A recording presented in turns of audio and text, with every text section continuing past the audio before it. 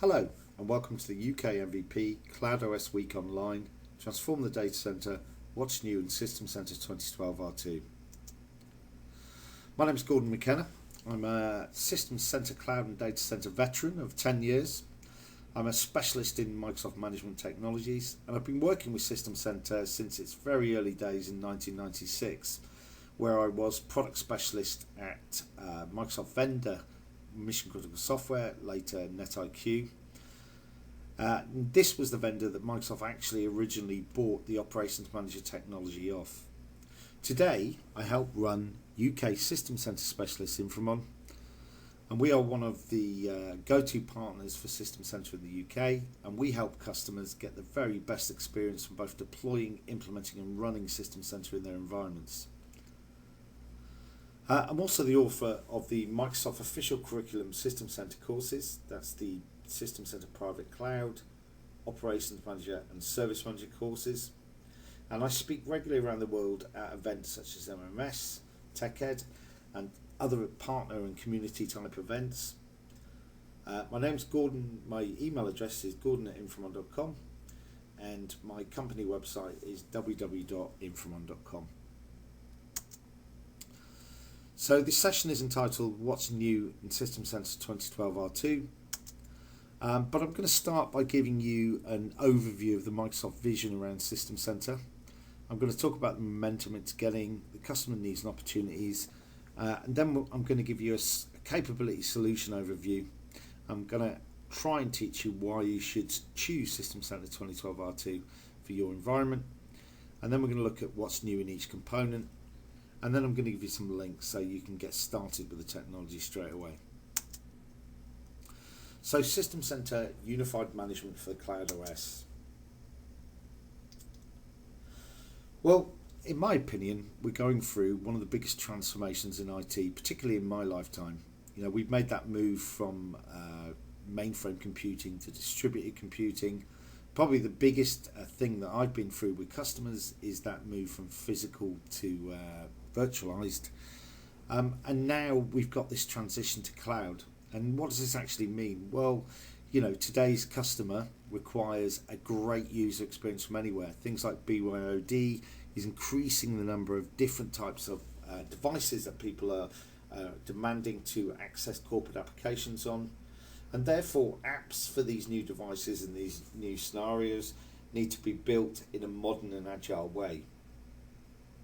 Big data is also a big thing within businesses, and this is the ability to access analytics on the data of any size, anywhere, and you can use powerful analytic tools like SQL 2012 or SharePoint to be able to kind of grab this data and turn it into a real differentiator for your business.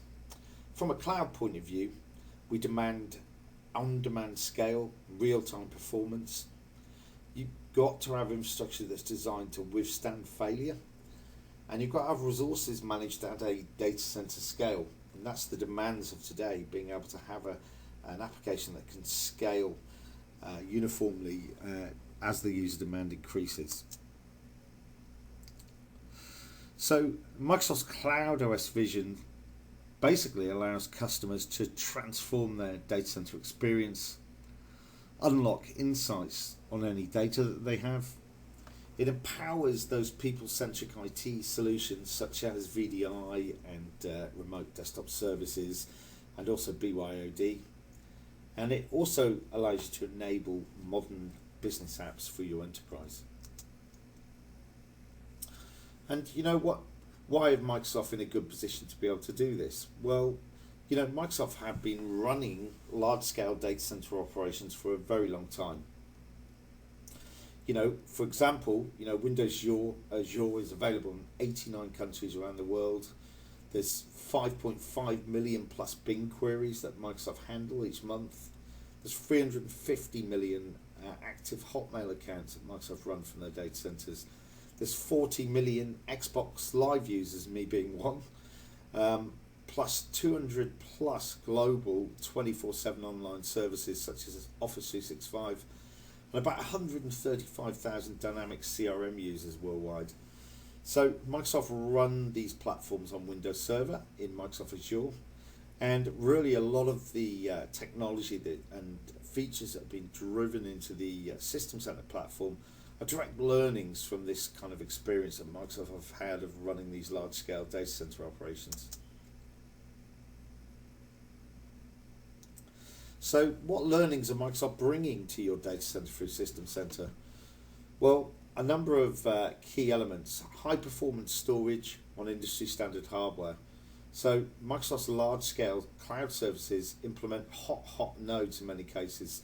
So the application services can seamlessly fail over in case of a node failure. Analogously, active on technologies in Windows Server 2012, those capabilities can survive the failure of key components without disrupting the service provided. For example, the file and storage services server role can be deployed in an active cluster, which can ensure the failure of a server while maintaining connectivity for clients. It can even open file handles that are maintained. Offload data transfer. This feature came about by applying a key design principle that Windows Azure uses to Windows Server 2012, which is to push work to hardware as much as possible so CPU cycles can be optimally leveraged for the hosted application. Storage spaces is another thing you might hear about in Windows Server 2012. And Microsoft routinely provision commodity hardware in their pods in their data center, thereby making hardware failure a non-event. And Microsoft wanted to provide enterprise customers with the ability to easily and flexibly provision inexpensive storage. So Windows Server 2012 enables you to use file servers for even critical workloads like Hyper-V Server and SQL, with arguably similar reliability and performance characteristics as some of the more expensive storage, for example SAN. Multi-tenant environments with isolation. Server Core gives you a very small footprint, and with Server Core you do not even have to worry about updating or fixing unnecessary code that is based around the UI, meaning less churning or required reboots for the host. This is similar to how Microsoft designed the Windows Azure hypervisor, where they've only retained and optimized critical code paths that are applicable to large-scale cloud scenarios. Hyper-V network virtualization. Windows Azure was designed from the ground up to be a multi-tenant environment with isolation, given that it hosts apps and infrastructure that belong to different customers. Over time, it became increasingly evident that the same requirement would be pertinent to enterprises implementing cloud infrastructure, albeit at a smaller scale. But given the need to distinguish between infrastructure allocated to different departments, integrating infrastructure from acquisitions, assigning costs, etc., Microsoft then built the ability to isolate networks logically in multi-tenant enterprise environments with Hyper-V, using similar architectural considerations. Websites and virtual machines. There are great examples of how Microsoft have brought consistent experiences in cloud optimized services from Windows Azure to Windows Server and System Center environments. Software-defined networking.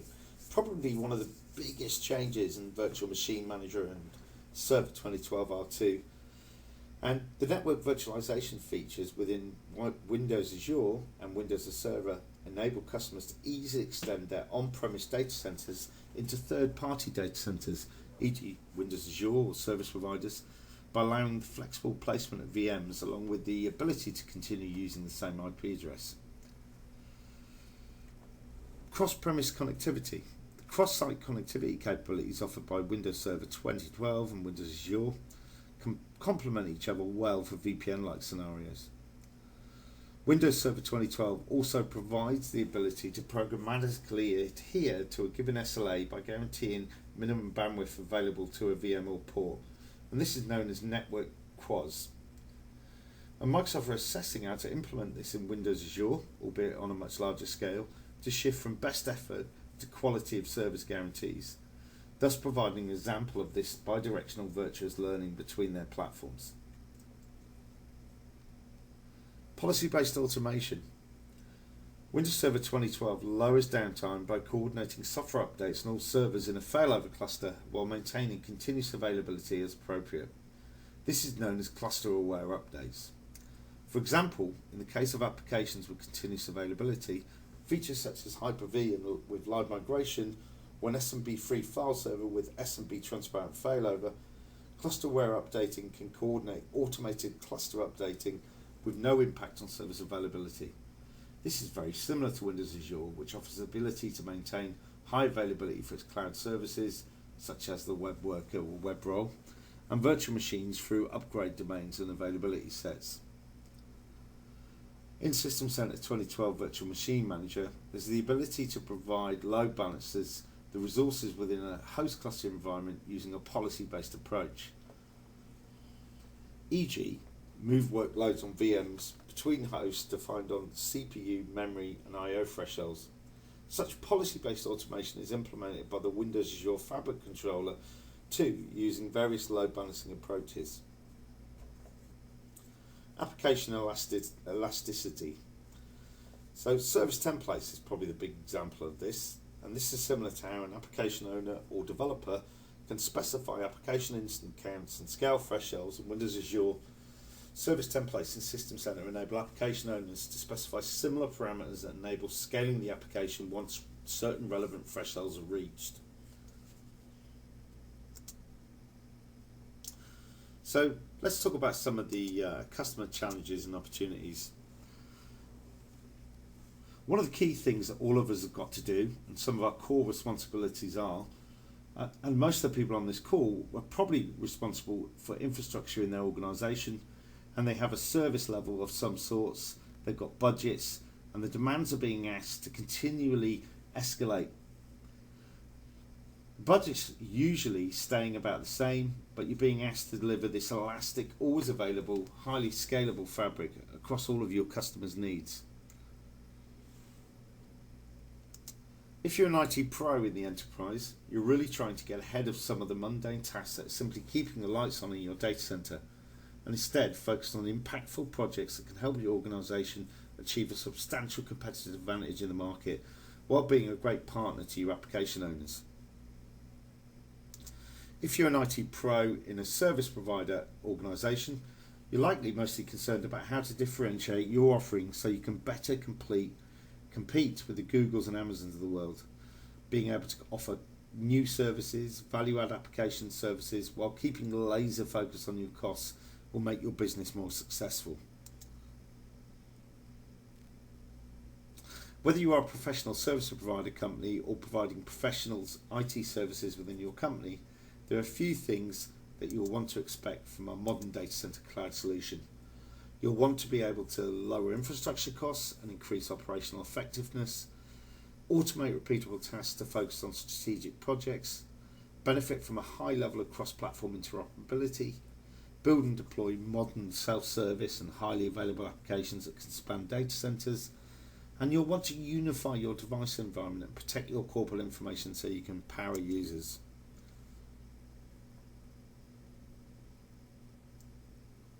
So let's talk about unified management for the Cloud OS. So first, you need a simple self-service experience to enable your app owners to specify their requirements. For example, let's suppose they want to provision a SharePoint service with the following specs: 3-tier .NET architecture, a set of configuration of deployment parameters to conform with, e.g. performance thresholds, scale out rules, update domains, a need for 99.95% availability, adherence to certain compliance and security controls such as ISO or SOX, a need for on-demand reporting on key availability metrics that track against the SLA.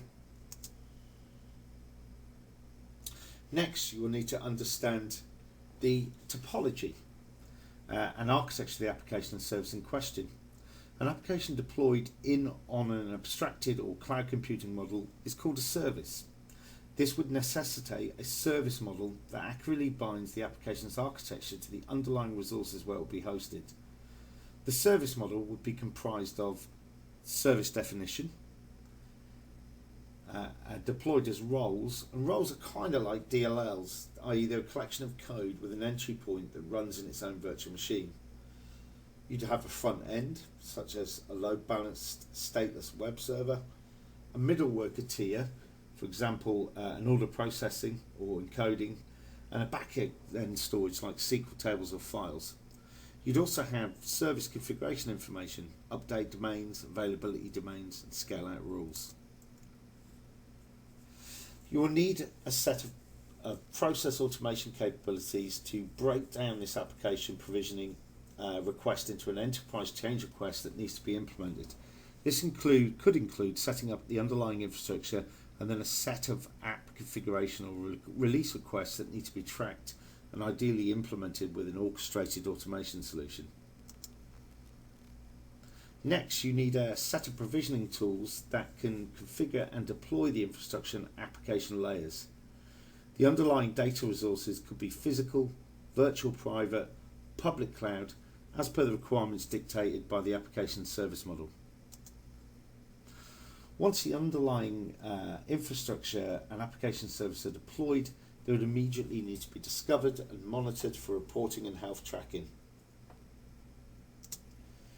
And there you see how the System Center 2012 components offer these lifecycle management capabilities in combination to help you deliver on the Microsoft promise of unified Cloud OS management. App Controller offers a self-service experience that enables your application owners to manage their apps across on-premises, service provider and Windows Azure environments seamlessly. Service Manager offers a standardized self-service catalog that defines templates for your applications and infrastructure.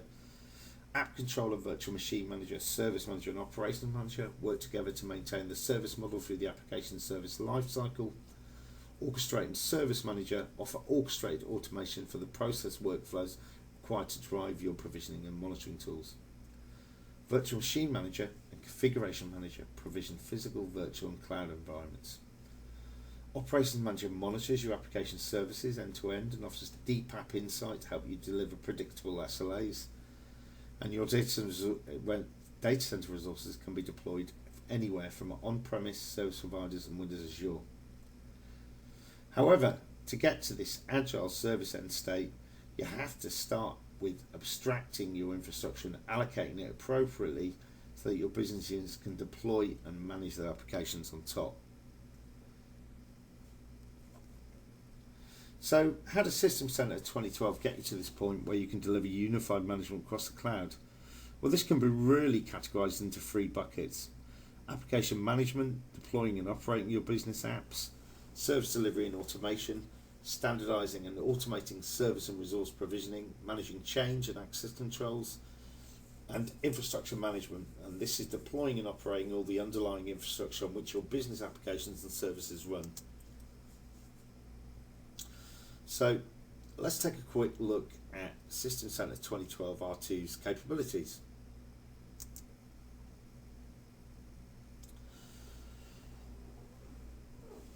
So as we go through this capabilities section, I'd like to anchor our discussions on some key areas that you and your business likely cares about. And by the end of this presentation, I'm hoping you will see how Microsoft has a unique solution to best meet the needs of each of these areas. So consistent with the notion of Cloud OS, hybrid is built into these capabilities. You will see how System Center truly enables common management that spans Windows Server and Windows Azure environments. Not only is System Center best of breed for Windows Server environments and Microsoft workloads such as Exchange, SharePoint and SQL, but it also enables robust management of heterogeneous data centers. System Center infrastructure management capabilities are enterprise grade and ready to use today, and we're constantly striving to reduce complexity in your data center by making it easier to provision, manage and operate infrastructure services based on Windows Server 2012 R2. System Center has a relentless focus on optimizing your apps and workloads by arming you with rich insights to help you deliver predictable SLAs. After all, apps are what your business cares about, and infrastructure exists to support them. So here's a summary introduction to the capabilities. Infrastructure provisioning. This is about enabling enterprises and service providers to provision an infrastructure that meets their key requirements such as workload scale and performance, heterogeneity, multi-tenancy and chargeback. System Center can help provision or custom or standardized infrastructure for on-premises, service provider or Windows Azure environments. Automation and self-service.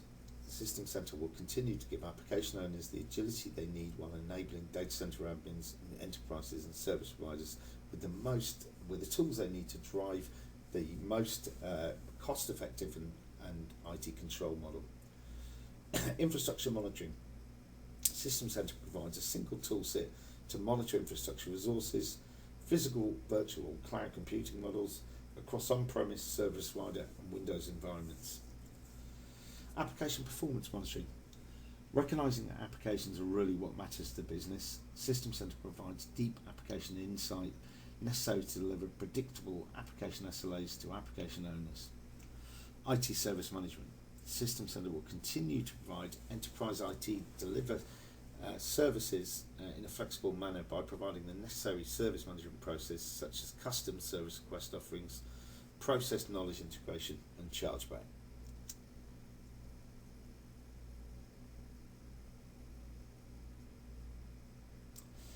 So let's take a quick look at infrastructure provisioning. So what does IT demand? Well, they demand that you are able to effectively manage your virtual environments at scale. A top-of-mind customer requirement is around virtualizing top-tier applications. To support this objective, the virtualization management solution should meet the necessary scale and performance requirements so that application owners will support. At the same time, the management solution has to be flexible enough to build on customers' existing infrastructure, e.g. SAN. You need to be able to also reduce infrastructure capability. As IT budgets and headcount has essentially remained flat, customers are looking to reduce infrastructure complexity while looking for easier, efficient ways to manage their data centers. Delivering efficient infrastructure across customer base. For service providers and enterprises that cater to multiple constituencies, for example, external or internal customers, there is a need to enterprise at scale isolation across the constituencies while providing visibility into their resource consumption. And you need a single tool for on-premise and cloud provisioning. Every IT pro wants a single tool to provision infrastructure irrespective of where it's deployed. So, on enterprise class performance, System Center's 2012 R2 delivers best-of-breed management for Windows Server 2012 environments by supporting key scale and performance metrics delivered by Windows Server. In this context, Microsoft will ship System Center on Windows Server so customers can plan their infrastructure deployments with a peace of mind that's knowing that System Center will enable them to take maximum advantage of their native platform capabilities. 2012 R2 also enables customers to virtualize applications that are dependent on SAN storage by enabling block storage management. And in addition, System Center supports heterogeneous deployments. Full dynamic memory support for Linux VM being an example. It should also be noted that 25% of System Center instances that are out there today also manage Linux. So we have a rich history of managing diverse environments. Simplified provisioning and migration. System Center 2012 R2 VMM helps customers to reduce infrastructure complexity by supporting file-based storage deployments that are based on industry standard storage hardware. Microsoft is also making it easier for customers to upgrade their virtual infrastructure by automating the upgrade of Windows Server 2012 Hyper-V clusters to R2. In addition, Microsoft is enabling faster deployments of System Center by providing service templates for components. System Center VMM also plays a key role in simplifying cross-data center disaster recovery of VM-based services by providing the underlying cloud abstraction layer. Of course, we have the orchestrate component as well of System Center that will enable general-purpose data center automation, thereby driving consistency and predictability in provisioning processes like server deployment, patching, and upgrades. Building on System Center 2012, Microsoft will continue to build capabilities and enable customers to manage their multi-tenant environments.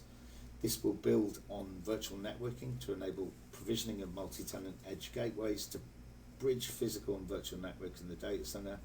And it also includes an investment in multi-tenant aware automation that enables an engine that builds on PowerShell. System Center 2012 also continues to provide a unified tool to manage on-premise and Azure deployments, including migrating workloads between the two.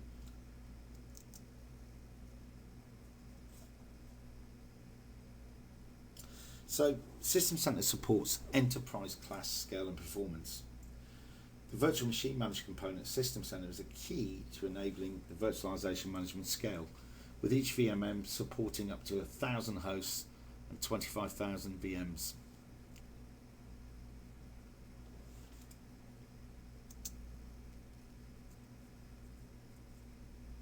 So a couple of enterprise class features that I'm going to call out here.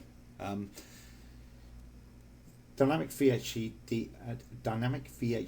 resize is a new feature that will enable customers to grow SCSI virtual disk with no downtime, and that's enabled within System Center VMM.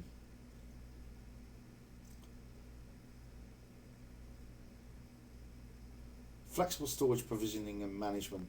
To enable maximum flexibility for customers, VMM enables storage management across a variety of storage approaches across file and block storage. So for customers who invested in block storage like SAN, VMM supports VM connectivity SAN through virtual fiber channel switches. This enables IT staff to virtualize the most demanding workloads and collect them directly to the highest tier storage.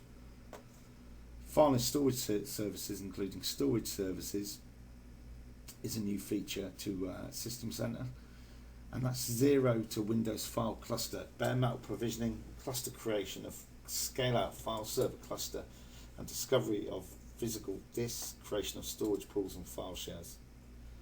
In summary, VMM's flexibility coupled with the operational consistency across SAN, remote file storage, storage bases, Windows file server and virtual fiber channel switch support drives up administrative productivity and enables operational efficiency.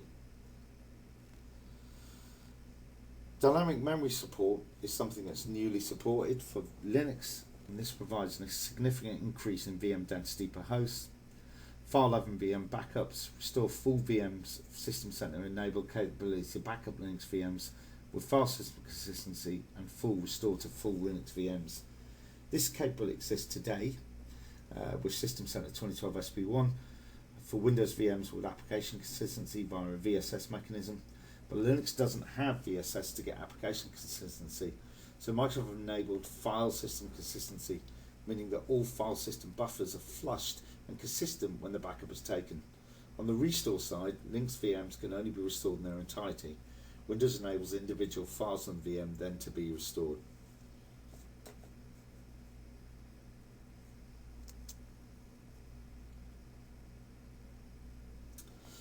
So let's talk about Gen 2 virtual machines, which is a brand new feature for R2.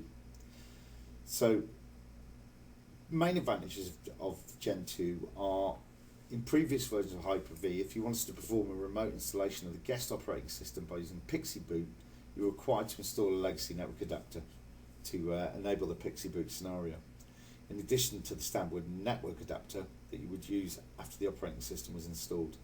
In Gen 2 virtual machines, support for Pixie Boot has been enabled by using a standard network adapter, so there is no need to install a legacy network adapter now. A legacy network adapter has been removed from Gen 2 virtual machines. Also, in previous versions of Hyper-V, you could not boot a virtual machine from a SCSI attached hard disk or from a DVD. Gen 2 virtual machines can boot from a virtual hard disk or DVD that is attached to the SCSI controller. The virtual ID controller has been removed from Gen 2 virtual machines. Secure boot is a feature that helps prevent unauthorized firmware, operating systems or UFAE drivers, also known as ROMs, from running at boot time. This means that OS and install and boot time will be faster. Challenge we're working with Gen 2 is that it only supports the very latest guest OSs, and that's 2012 Windows 8, 2012 R2, and also Windows 8.1. So customers with workloads running on older versions of Windows servers would have to upgrade the OS and VM generation as part of their migration.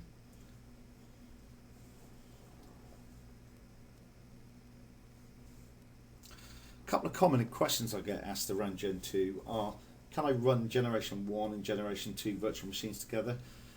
Well, the answer is yes. This is expected because Gen 2 does not support all of the Hyper-V supported guest operating systems.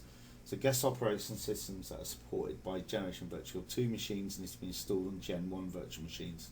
Sorry, guest operating systems that are not supported by Gen 2 virtual machines need to be installed on Gen 1 machines. Is there a performance gain to Generation 2 virtual machines? In the daily running of a virtual machine, there's no performance difference between a Gen 1 and a Gen 2 virtual machines, although you might see a slight improvement in virtual machine boot and installation times with Gen 2. What are the benefits of using a Gen 2 virtual machine?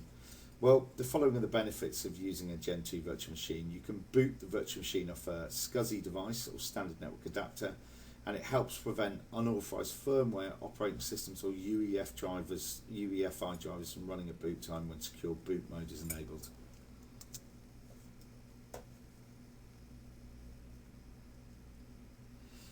So let's talk about multi-tenant cloud infrastructure. So this is about to make it very easy for service providers to easily and efficiently deliver infrastructure as a service, so they can focus on delivering additional value-add services to their customers. This will also be compelling to mature enterprises with multi-tenancy needs, so that they can act like a service provider to their own internal LOB constituents. Microsoft do offer a set of capabilities and System Center to deliver on this promise. It should be noted that Microsoft will be delivering a service provider portal with the Windows Azure pack, but the thrust of this particular slide is on System Center capabilities that enable multi-tenant cloud infrastructure, and particularly service provider foundation APIs. A lot of the features subscribed now are delivered by Service Provider Framework, and its tight integration with System Center components such as Virtual Machine Manager, Orchestrator, and Operations Manager. So inbox service templates and runbooks for System Center components are now in the current version of System Center. So customers can use VMM service templates to quickly deploy other System Center components faster with less expertise and less chance for configuration error. Service templates for Service Manager, Data Protection Manager, Operations Manager, and SPF are offered. And there'll also there's also now component configuration runbooks in Orchestrator that now enable this scenario. You can then integrate existing investments using web-based interface to System Center capabilities. And you can do this by enabling the Service Provider Foundation, which is a set of web service APIs that expose System Center capabilities. So tenants or customers also demand the ability to host their workloads across geographically separated boundaries for protection against a significant failure or other incident that may have a broad-reaching impact on a data center or facility. Service providers desire to distribute workloads across resources that are most efficient and or manageable at any given moment of the life cycle of each service. Both of these requirements require the platform to seamlessly support service management across multiple instances of System Center components, and that's also a requirement enabled by SPF. So extensible service management automation allows service providers and enterprise IT to respond to tenant and business needs faster with high efficiency and accuracy through automation and system tests. These workflows and APIs are built into the Orchestrate component and surface through the Service Manager Administration pool, and enable automation of various IaaS and service management administration tasks. This includes REST API coverage for VMM orchestration, monitoring tasks that enable rich integration into external management systems, as well as existing service provider systems. Tenant-level usage metering for capacity planning chargeback enables service providers to provision the right amount of capacity and incent tenants to use capacity in a responsible manner. Microsoft enables usage-level metering and the ability to charge back, supported by various reports including allocation, utilization-based views and price sheets.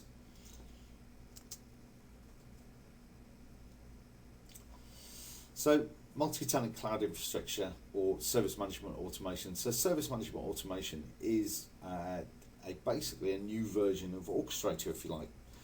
And this capability is surfaced through the Windows Azure pack and is enabled by tight integration between Orchestrator, VMM and Operations Manager at the back end.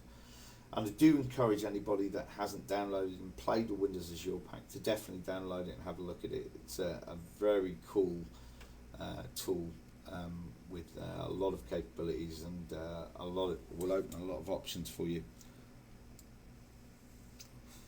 Web-based runbook offering through Windows Azure pack combined with a System Center 2012 R2 enables a simple web-based interface where the service provider or enterprise infrastructure admin can consume built-in automated workflows or build their own. Scalable multi-tenant aware automation engine built on PowerShell is basically what SMA is, and it enables a PowerShell driven automation engine that builds in tight integration between the user experience and the back-end infrastructure. Windows Azure virtual machines and storage can speak to PowerShell today, and PowerShell is used extensively among many enterprise and service provider organizations. And Microsoft believe that this is yet another step towards standardizing how automation is done across on-premises service provider and Windows Azure clouds. You can carry forward your existing PowerShell investments as well by importing them into the service management automation engines that I described earlier. You can also integrate service orchestrator workflows with this engine. It shouldn't be a surprise too that this automation engine can connect easily with existing or third-party systems, including billing, CMDB, and other important systems, and due to its PowerShell-based architecture and web standard REST APIs.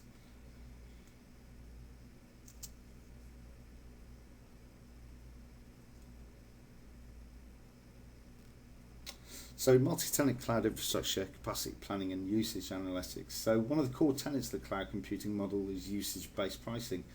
This obviously can apply to service providers when an actual bill is cut, but also can apply to enterprises.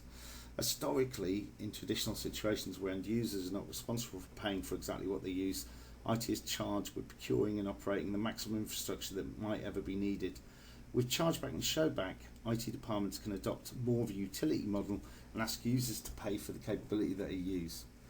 System Center 2012 R2 combined with the Windows Azure pack enables showback chargeback in the contents of multi-tenant deployments by offering a number of key elements. Granular meting of resource usage by tenant, including CPU, memory and storage. Windows Server 2012 R2 and System Center 2012 R2 enable this granular metering every 15 minutes across a range of infrastructure resources, thereby offering a rich base of data for chargeback as well as business operational analytics. Service providers can perform upsell analysis, e.g. sell premium infrastructure offerings, identify value-add services by looking at the infrastructure usage patterns for each customer. Data warehouse and reporting, including allocation, utilization and license compliance views, facilitate customer management while ensuring transaction accuracy. Microsoft is working also with an ISV partner called Cloud Cruiser, who's taking the rich data provided by our platform and integrating it into the cost analytics solution. This will be very attractive for enterprises, customers and service providers who want to implement a comprehensive chargeback solution but don't have a facility already.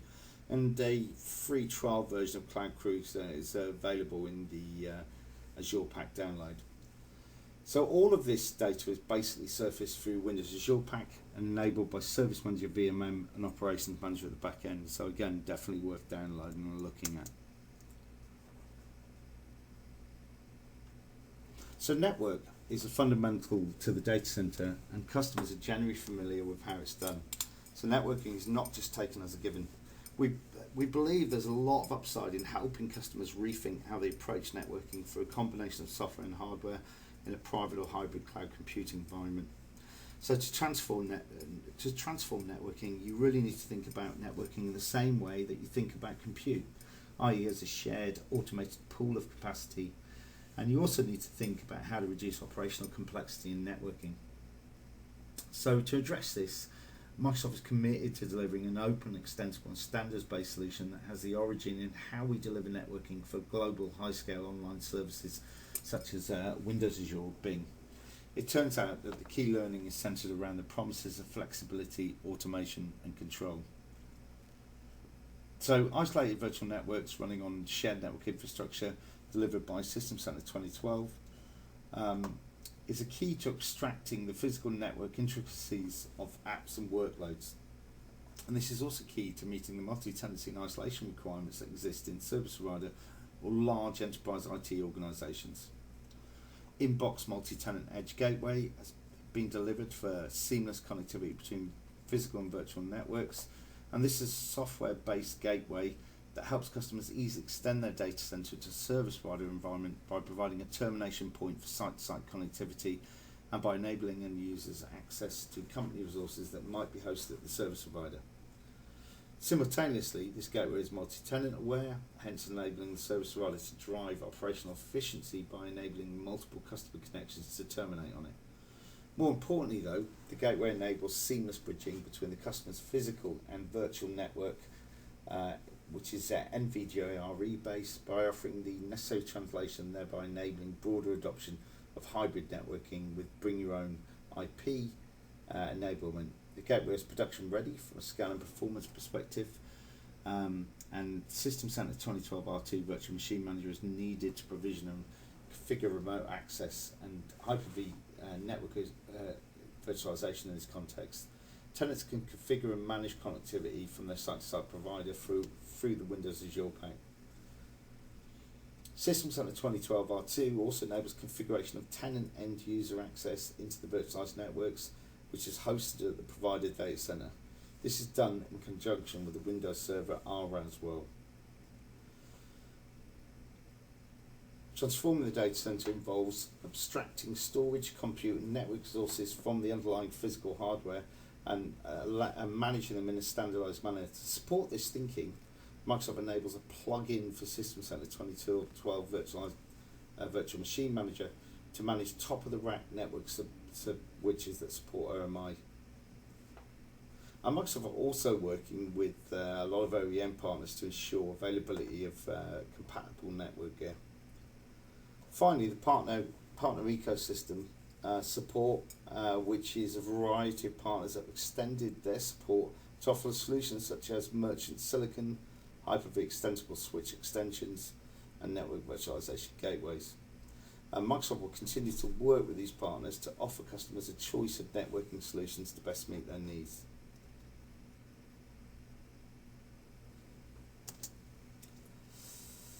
So a great example of hybrid infrastructure management, enterprise customers can extend their existing investments in System Center by using it to manage Windows Azure infrastructure. Using App Controller, customers can migrate on-premise Windows Server 2012 Hyper-V virtual machines into our Windows Azure world. Customers can also migrate VMs running in Windows Azure back to on-premise environments using App Controller. Once in Windows Azure, VM can either be managed start-stop through the on-premise App Controller user interface, or can be built into an automated orchestrator runbook using the new Azure integration pack running with System Center 2012 Orchestrator. Windows Server 2012 introduced the VHDX format to enable greater capacity, performance and reliability for virtualized networks. And based on the requirements of their on-premise workloads, customers might have questions on which VM formats are supported by VM migration capability I just mentioned. Okay.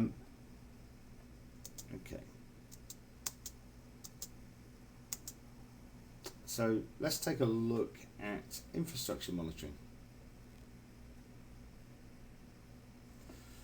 So again, IT demands the ability to monitor diverse environments. Now, this reality is that customers have heterogeneous data center environments spanning Windows and non-Windows environments. They're looking for a single solution that can help them assure infrastructure health and configuration throughout. Irrespective of deployment topology, physical virtual cloud customers would want their monitoring solutions that would ensure health throughout, therefore ensuring physical virtual and cloud infrastructure health. Customers are also looking for consistent and reliable configuration guidance and automation for their platform and workloads. And basically, System Center 2012 delivers this. It delivers best-of-breed Windows monitoring, robust cross-platform monitoring. It delivers network monitoring, cloud infrastructure help, and delivers best practice workload configuration for things like System Center Advisor.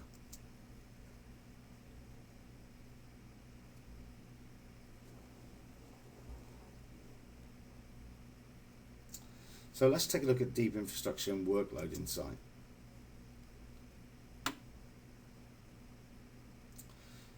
So expanded cloud infrastructure health visualization with VMM and Operation Manager integration is about a set of investments that enable a dashboard view that brings together availability and the performance metrics across storage network and compute fabric for the data center administrators to take remediation measures as necessary.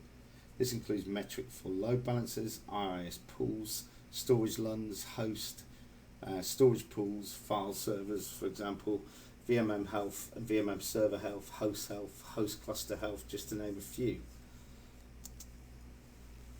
There's also native SNMP based network monitoring, which is about enabling generic SNMP based monitoring of network devices within the Operations Manager component without the dependency of third party licensing.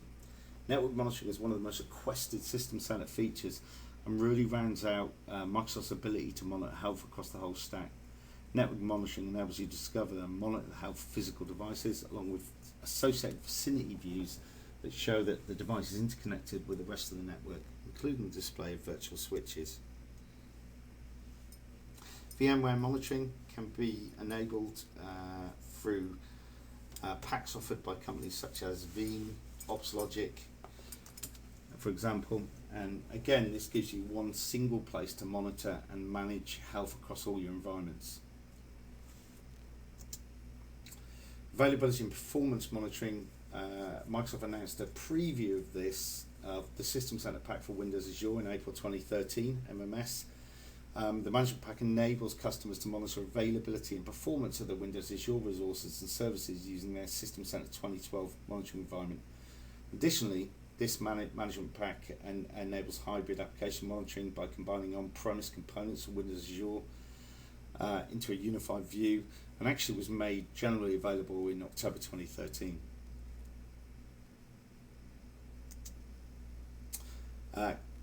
Cloud integrated monitoring is a key element of Microsoft's monitoring strategy going forward, and they've taken advantage of intelligence and scale from the public cloud Windows Azure while enabling customers to use their familiar Operations Manager monitoring experience.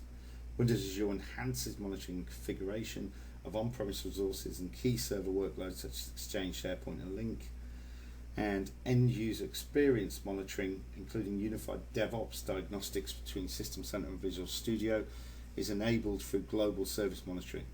Global Service Monitoring is a Windows Azure service that enables you to push synthetic transactions out to points in Microsoft's cloud, and that data is then piped back into Operations Manager, and you can create quite nice global views of your web access or your web performance and availability. So also, System Center is now integrated with System Center Advisor via a connector, and this is all configurable from within the UI. System Center Advisor enables System Center Advisor configuration data to be displayed on the Operations Manager console.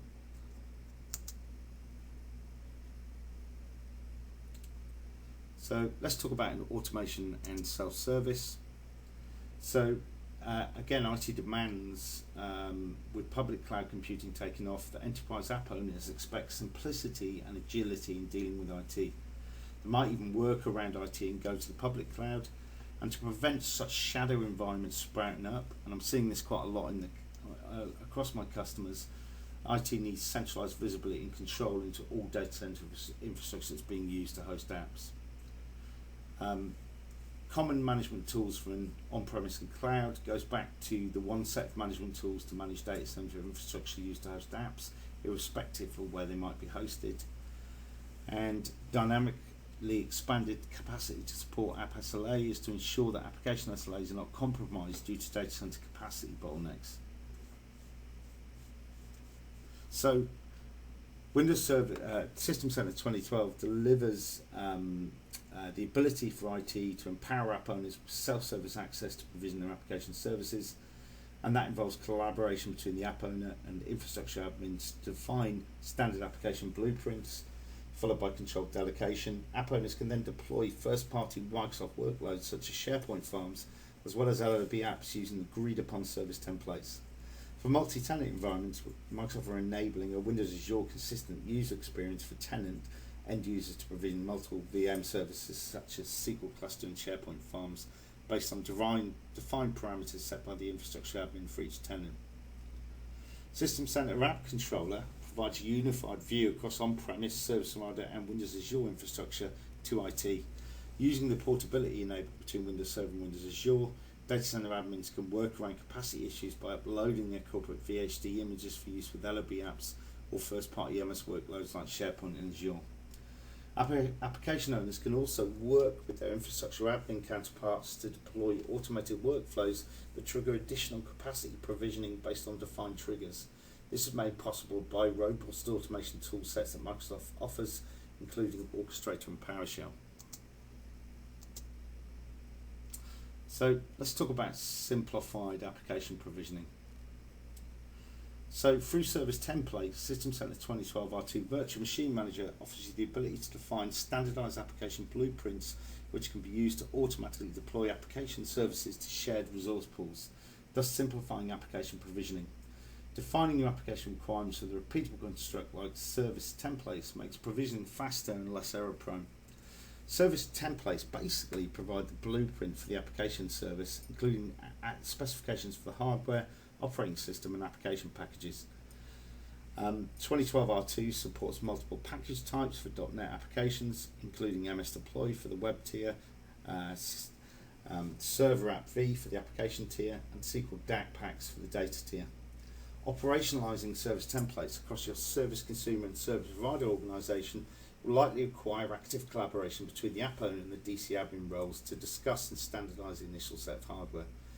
OS and app profiles that new applications could adhere to would also be taken into consideration with this, and it might be beneficial to take an incremental approach to testing this capability before rolling out across a broader set of applications.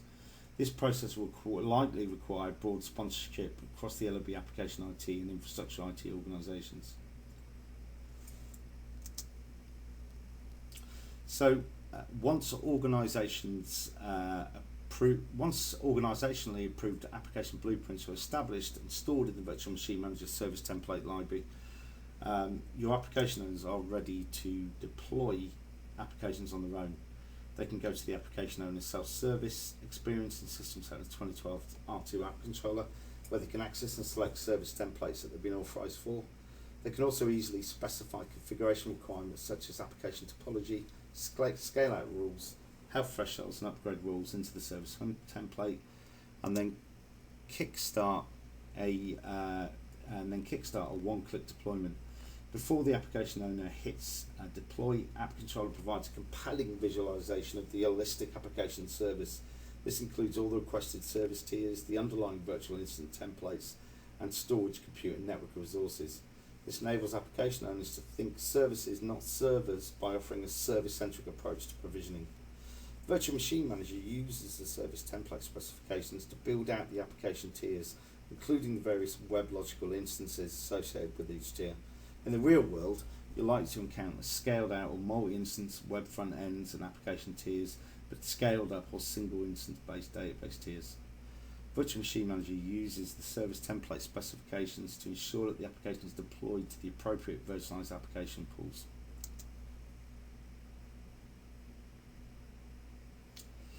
So I've got a case study here, which was actually shown at the Microsoft Management Summit last year, and it's from an Italian-based company called Progrol, which actually talks about a key differentiator between System Center Virtual Machine Manager and 2012 and 2008 was the broad adoption of templates for virtual machine provisioning. So says Grandini, before we use templates to provision the operating system of virtual machine, now we can create service templates to provision the entire application. Each workload in our R&D environment will have its own template, so when we need to deploy, for example, a SharePoint test environment, the virtual machine will be ready to go live with tiers and the resources needed. So let's talk about scalable multi-VM tenant services, Windows Server with Windows Azure consistent user experience. And this is really around the Windows Azure Pack component. And I'm talking a lot about this, but it really is a key enabler for System Center 2012 R2 on a number of hybrid scenarios. So as per the Cloud OS vision, Microsoft's end goal was to enable consistency between on-premise service provider and Windows Azure from an application service model standpoint. And as a first step towards delivering on this vision, Microsoft are delivering the ability for app owners or tenant users to deploy scalable multiple VM services using VM tiers to Windows Server and System Center environments using a Windows Azure-like user experience as delivered by Windows Azure Pack. So Windows Azure Pack is, to put that in a nutshell for you, it's on-premise Azure. It's 90% of the code that's delivered in Azure but put in an on-premise solution. So instead of backing off onto Azure, it backs off onto your data center kit, but it gives you all of the key infrastructure type elements that you would get from your Windows Azure environment. So I definitely recommend you download this. It's a lot of the customers that I'm working with are using it today. It really is the future of hybrid cloud, in my opinion. It's kind of where the whole industry is going, and it really does give you that same consistent experience. You know, one of the big advantages of this as well, it gets you developing today in a code format that's suitable for Azure.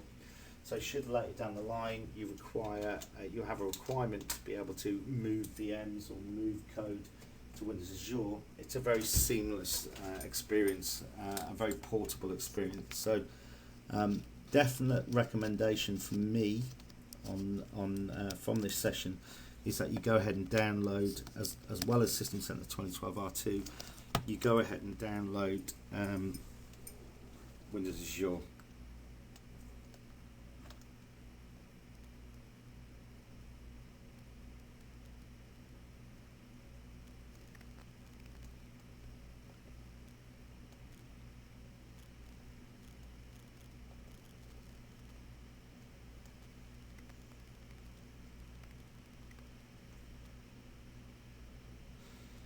So I just want to talk about unified management view across clouds. So System Center 2012 R2 app control offers a unified management view across clouds. So we talked earlier on about shadow IT. You know, just to put that in perspective, a lot of customers now are finding that developers, for example, are coming to them or coming to the IT department and saying, I want an environment to spin up for testing. IT department is saying, well, it's going to take a day or so to do that. So the developers are taking their credit cards, spinning up an Azure subscription via MSDN, and starting to build stuff out in Azure. So to enable, a good way that customers are doing of tackling this shadow IT is to actually buy a blob of Azure and offer that service as a quick and flexible solution to the users. And you know, one way that you can manage both environments is through App Controller. It has flexible delegation with single sign-on built in, and it offers self-service visibility for application services across on-premise, service provider, and Windows Azure environments. You can also, you've got easy VM workload portability from on-premises to Windows Azure with this tool, which includes SharePoint and SQL. So I want to just dive into application performance monitoring now, and deep application insight into application health. So, you know, apps are basically what the business cares about, and infrastructure is deployed to host apps. So IT want to assure that business critical apps are available and reliable and performing as per defined business IT SLAs. So this means having health information at IT fingertips to ensure the right remediation. Ideally auto remediation and self-healing as well actions can be triggered. So you also want to be able to enable application lifecycle. You know, the business would want to ensure that applications are up to date in terms of functionality and performance almost on a real-time basis, and this means the velocity of code changes is arguably faster, necessitating great collaboration between developers and operations staff. Also, you need to ensure a great end-user experience and MS workload health. With global application deployments, it becomes important for app owners to get an accurate view of end-user experiences while accessing the application. And you also receive a lot of customer requests on best practice guidance on deploying management Microsoft workloads like Exchange, SharePoint, SQL, and Link. So with System Center, we provide deep application insight and diagnostics, and this is including code level issue trackability for .NET and Java applications, and that's through Operations Manager's application performance monitoring feature. And this allows you to maximize application availability and performance, and in turn leading to more predictable SLAs.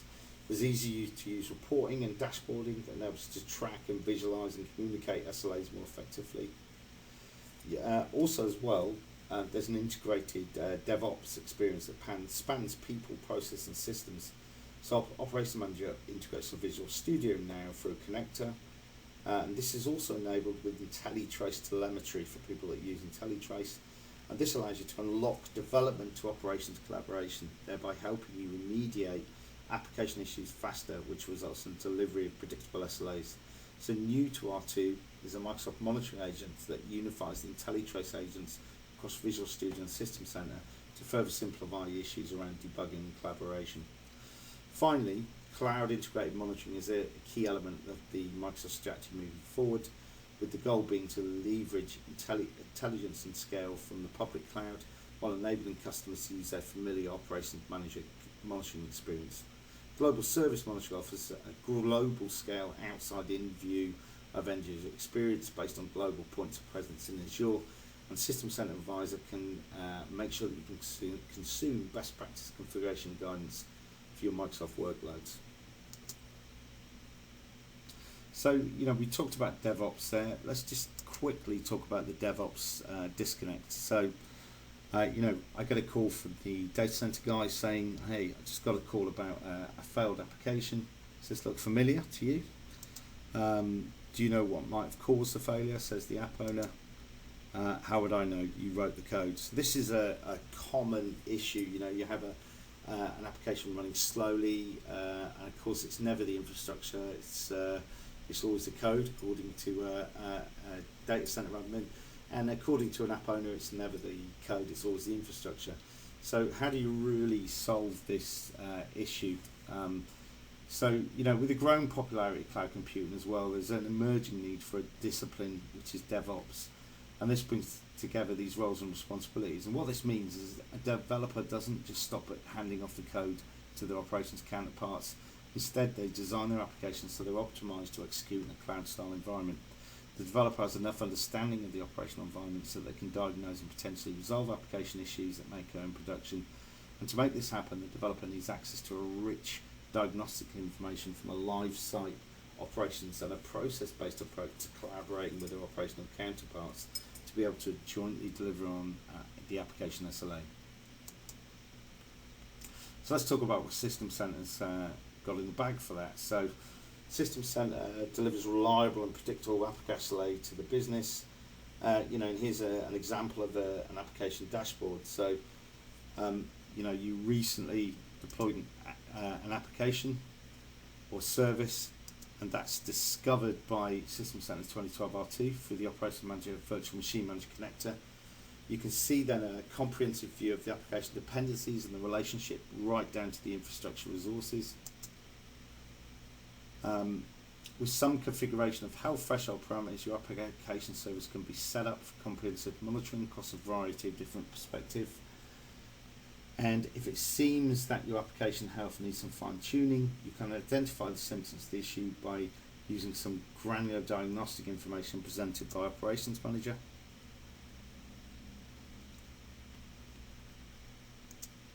And finally, using Operations Manager, that's the app ops, can isolate the root cause of the performance issue down to the offending line of code by pretty efficiently, even when you have not written the application code yourself. So it kind of retrofits instrumentation to the code. And this capability was originally offered by Avicode, which was acquired by Microsoft in October 2010 and has since been natively integrated into the Operations Manager agent. So this basically delivers you very deep application insight for Java applications. This is brand new for R2. Used to just do .NET applications, and it provides Java Tomcat app support 5.5, 6 and 7, Windows and Red Hat SUSE Linux guest OS support, multi-instrumented Java frameworks including web services and database connectors, code level traceability with performance and exception metrics. So that's things like method and resource timing for performance events, stack traces for exception events, Java specific counters for events, JVM memory, class loader, etc. Subset of standard APM reports are also supported, and Ops Manager level alerting on Java application counters such as requests per second, perf events per second, exception events per second, average request time, and supported configuration for web technologies as well as Java JDK like generic servlets, struts, struts2 and access2. So Java EE monitoring supported platforms there, IBM WebSphere, Oracle WebLogic, Red Hat JBoss and Apache Tomcat. And also we have, on top of this, we have Azure integrated Insight via Global Service Monitor. So this actually ensures a broad set of data so you can assess application health from an outside-in point of view. And this service is hosted in Windows Azure points of presence around the globe, so organisations can assess real-world performance and availability of applications from internet-based web points.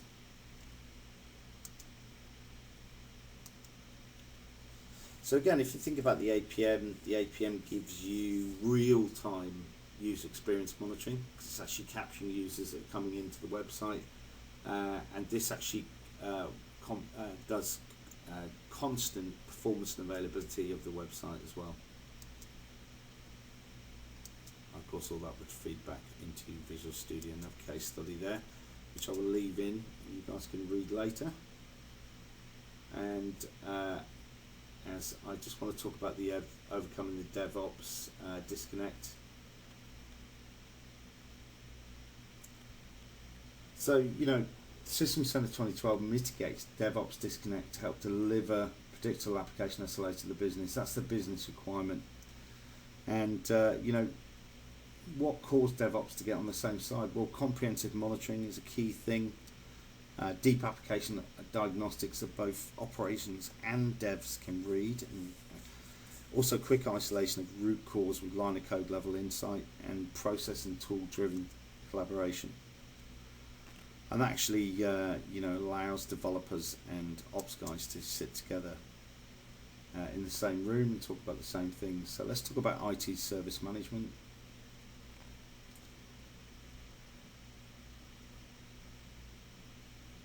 So IT service management, IT departments are looking to meet increased business expectations by standardizing their offerings and publishing them for business consumption. In large enterprise setups, the business still looks to IT to deliver predictable services based on requisite functional approvals, and IT needs a way to constantly track infrastructure resource consumption for the business and track how they're doing against SLAs. So what does 2012 do to enable this? So self-service requests for private cloud capacity are delivered through Service Manager, and this enables standardized IT service delivery by publishing a service catalog against which end users can request IT services, including private cloud capacity using the Cloud Services Process Pack. Industry standard service management and process workflow, including instant problem and change release management to ensure predictable service delivery. Also, all IT service requests and changes are tracked in a centralized CMDB, thus ensuring a single repository to manage enterprise changes. And Service Manager delivers inbox metering for virtual machines and clouds for integration with VMM and Operations Manager. And it also has a data warehouse which enables you to do rich reporting for integration with MS Office, for example, to analyze operational SLA trends.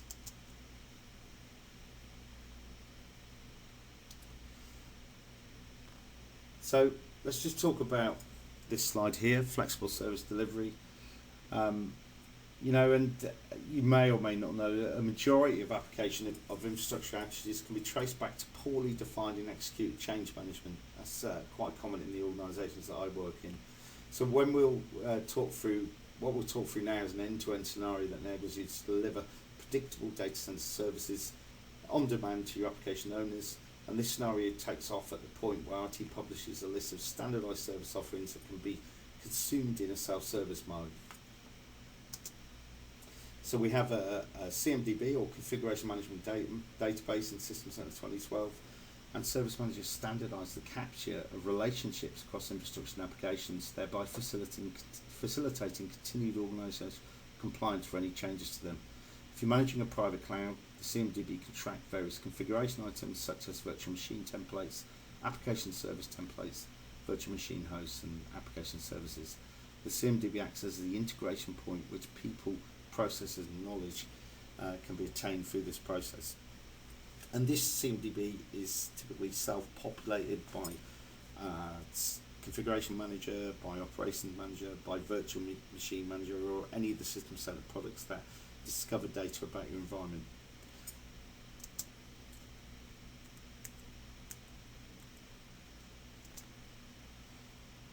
Okay, just go back now. So the once we've got the CMDB, the application or owner uses CMDB to access the published service catalog and request the deployment of a predefined service offering. The application owner then requests the service offering in self-service mode, resulting in the creation of a service request. Additionally, the corresponding business process required to fill this request is then triggered. The service deployment request turns out to be a complex request that impacts the changes to multiple application and infrastructure configuration items. So Service Manager triggers a change release management approval with the corresponding functional approvers before kicking off actual deployment.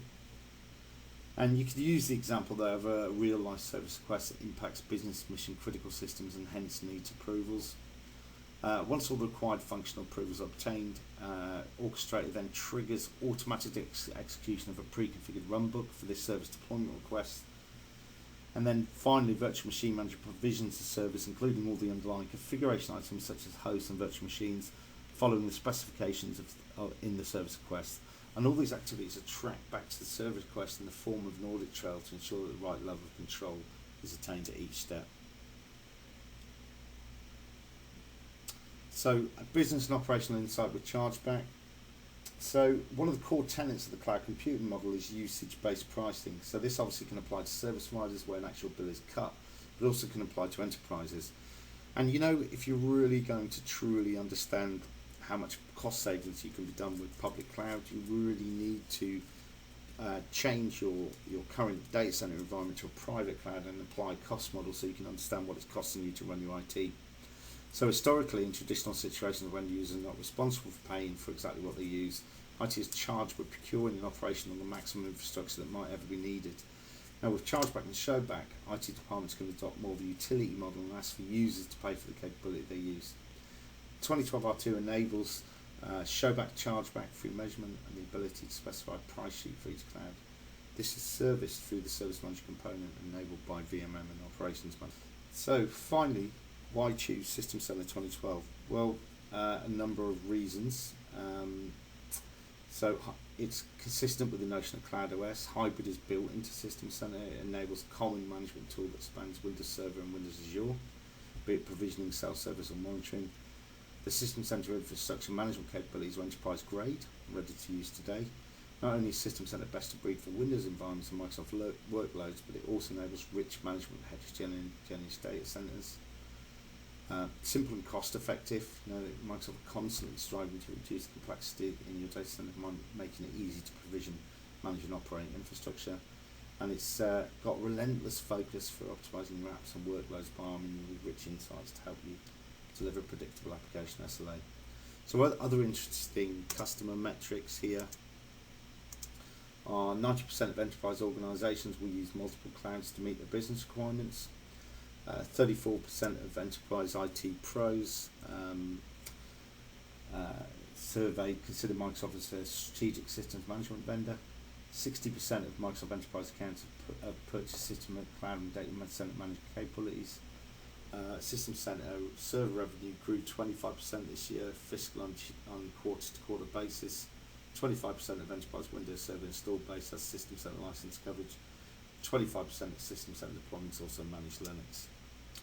So in a nutshell, System Center 2012 provides a unified management capability for the Cloud OS, multi-hypervisor clouds, multi-tenant virtual networks, SAN and file-based storage, robust Linux support, process automation, integration, APM for .NET and Java apps, cloud integrated monitoring and DevOps, VM portability across clouds, service provider foundation, and service provider template. So I put some key summaries of some of the data that I talked about in some slides there, so you can download.